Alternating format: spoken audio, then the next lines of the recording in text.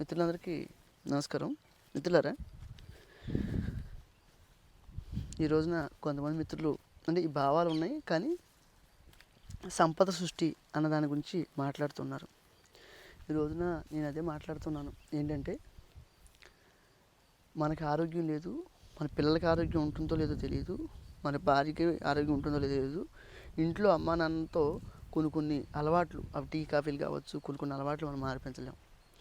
వాళ్ళని అలవాట్లు మానిపిస్తూ మీకున్న భూములు ఏదైతే ఉందో మంచి ఆహారం పండించు తింటే అదే సంపద అని నేను నమ్ముతాను. ఈ రోజున మీకు 35 సంవత్సరాలు లేదా 40 సంవత్సరాలు లేదా 45 సంవత్సరాలు, ఇప్పటికే మీకు బీపీ షుగర్ థైరాయిడ్ వచ్చేసినాయి అంటే మీరు ఎన్ని డబ్బులు ఖర్చు పెడితే బీపీ షుగర్ థైరాయిడ్ తగ్గుతుంది మీరు అనుకుంటున్నారు కదండి. అలాగే ఇక్కడ మీరు చూసుకుంటే నిజమైన సంపద నేను చెప్పాను. గోవు మీద ప్రేమ ఉండాలి, భూమి మీద ప్రేమ ఉండాలి, ఈ భావాలు ఉండాలి. ఈ భావాలతో పాటు మనకు ఆరోగ్యం ఉండాలి. అదే నిజమైన సంపద. ఎప్పుడు కూడా డబ్బు ఈ రోజున మన దేశాన్ని విడిచి చేయగలిగే సామర్థ్యం ఉన్నా లేకపోయినా ఏదో కొంతవరకు చదువుకున్నాము, అందరూ ఏదో అనుకుంటా ఉన్నారని చెప్పి ఉద్యోగాలకు వెళ్ళి ఆరోగ్యం లేక ఎంత ఇబ్బంది పడుతూ ఉన్నారంటే చాలా బాగా. సంపద, నిజమైన సంపద, నిజమైన ఐశ్వర్యం మన ఆరోగ్యం. అది మనందరం అర్థం చేసుకోవాలి, మనందరం గమనించాలి. ఇలా చెప్పుకుంటూ పోతే నాకు తెలిసిన మిత్రుడు ఈ మధ్యకాలంలో ఆయన ఏమంటారంటే, మా అమ్మగారికి షుగర్ అండి, మా నాన్నగారికి కూడా మోకాళ్ళ నొప్పులు వచ్చేసినవి, అంతకుముందు బోల్డ్ పని చేసేవాళ్ళు. నేను అదే చెప్తున్నాను. ఈ రోజున పూర్తిగా గోవుకి దూరం అయిపోయి, మన జీవన విధానాలకు దూరం అయిపోయి యూరియాని పండిస్తూ ఉన్నాం. యూరియాని పండిస్తాం. ఎందుకంటే యూరియా వేస్తాం. యూరియా ద్వారా భూమిలో ఏమీ లేకపోయినా ఆ మొక్క పెరిగి, హైబ్రిడ్ మొక్క కదండి, అది పెరిగి అలా పండడం. ఈ రోజున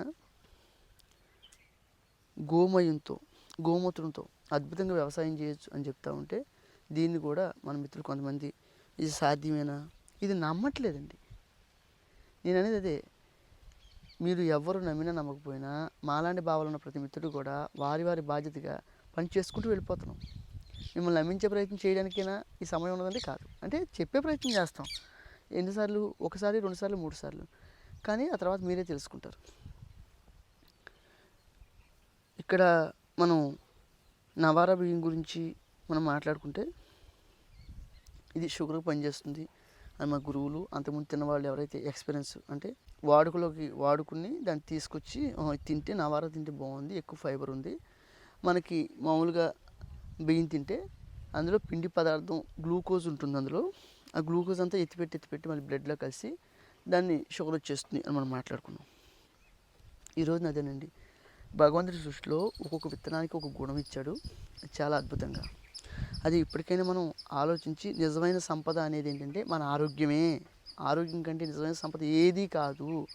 ఈ రోజున మన మిత్రులందరూ కూడా ఆనందంగా వారి పనులు చేసుకుంటూ, కొన్ని ఫంక్షన్లకు అటెండ్ అవుతూ, వాళ్ళకి నచ్చిన ఆహారం తింటూ ఆనందంగా ఉన్నప్పుడు, మనం ఏదో ప్రాబ్లం వచ్చిందని హాస్పిటల్లో పడుకుని, అయ్యో నేను వాళ్ళతో ఉంటే నేను ఈ సమయంలో చాలా ఆనందంగా ఉండేవాడిని కదా, భార్యతోనూ బిడ్డలతోనే ఉంటే.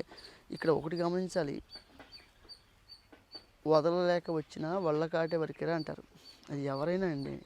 అదే అనేది భార్య అయినా, భర్త అయినా, కన్న కొడుకులైనా, తల్లిదండ్రులైనా కొంతవరకే ఉంటుంది బాధ. ఇప్పుడు అదేనండి, పుట్టడం ఎవరైనా చెప్పలేము, మరణించడం ఎవరైనా చెప్పలేము అంటూ ఉంటారు కదా. అట్లాగే మన బాధ, మనం చనిపోయినా వాళ్ళు ఏంటంటే మనం చనిపోయామన్న ఆలోచనలతో కొంచెం బాధతో వాళ్ళు ఏం చనిపోరు కదా, బాధపడుతూ ఉంటారు. అట్లాగే నిజమైన సంపద అనేది ఆరోగ్యం మాత్రమే. అది మీరు గమనించినప్పుడు ఇలా సంపద సృష్టి లేకపోతే ఇంకేదో రావట్లేదు అని మాట్లాడుతూ ఉంటారు. సంపద సృష్టి ఖచ్చితంగా జరుగుతుంది మనం పని చేసుకుంటూ వెళ్ళిపోతే. కానీ అన్నిటికంటే ఎక్కువ ముందు ఏది కావాలి అంటే, సంపద అంటే మనకి ఖచ్చితంగా ఆరోగ్యమే అని నాకు తెలుసు.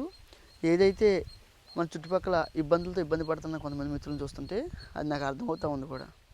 మా గురువుగారు విజయరామ్ గారు కూడా అంటూ ఉంటారు, నిజమైన సంపద అంటే గోవుతో ఉండడం, నీ భూమిలో నువ్వు పనిచేయడం, మట్టిలో పనిచేయడం, ఈ భావాలతో అందరికీ ఆహారం పెట్టడం, దాంతోపాటు నీ ఆరోగ్యం ఏదైతే ఉందో దాన్ని నువ్వు మెరుగుపరుచుకున్నావు కదా, ఇదే ఐశ్వర్యం అంటే అని అంటూ ఉంటారు. పిల్లరా, మీరందరూ ఆలోచిస్తారు, గమనిస్తారని నేను మనస్ఫూర్తిగా కోరుకుంటున్నాను.